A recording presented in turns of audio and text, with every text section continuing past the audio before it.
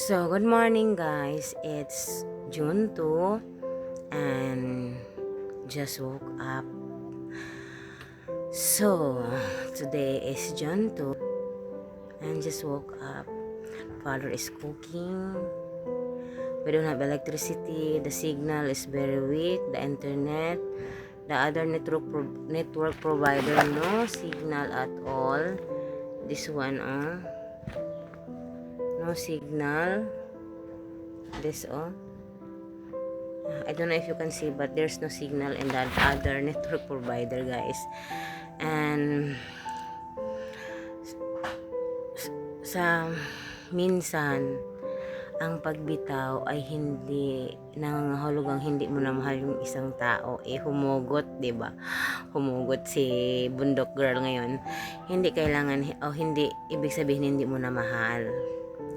Kasi minsan, ang pagbitaw, kailangan mong gawin para din sa sarili mo. Kasi, minsan,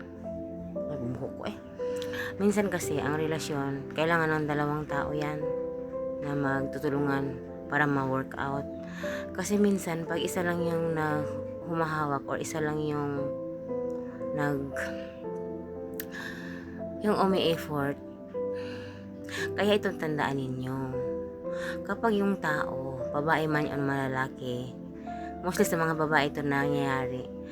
Kung yung tao na mahalaga sa inyo, nakasama nyo na ng ilang taon, like more than a decade talaga ha, more than a decade or almost 2 decades, like ganon, dapat pahalagahan nyo naman ng maayos yung mga feelings nila.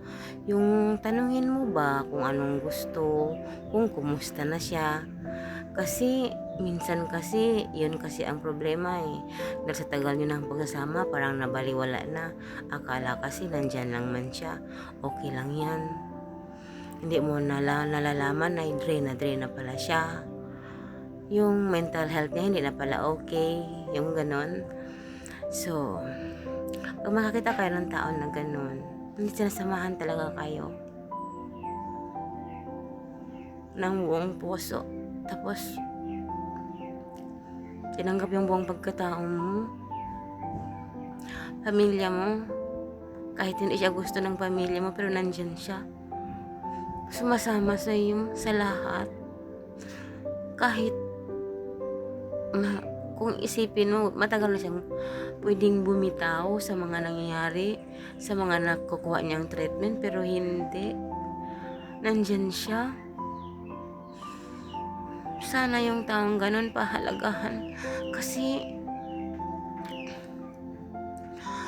alam nyo, mahirap yung nasa environment ka nang hindi ka sanay. Tapos nag-iisa ka. Tapos hindi ka gusto ng tao sa paligid mo. Napakahirap nun. Magka-anxiety ka talaga ng malala. Kaya,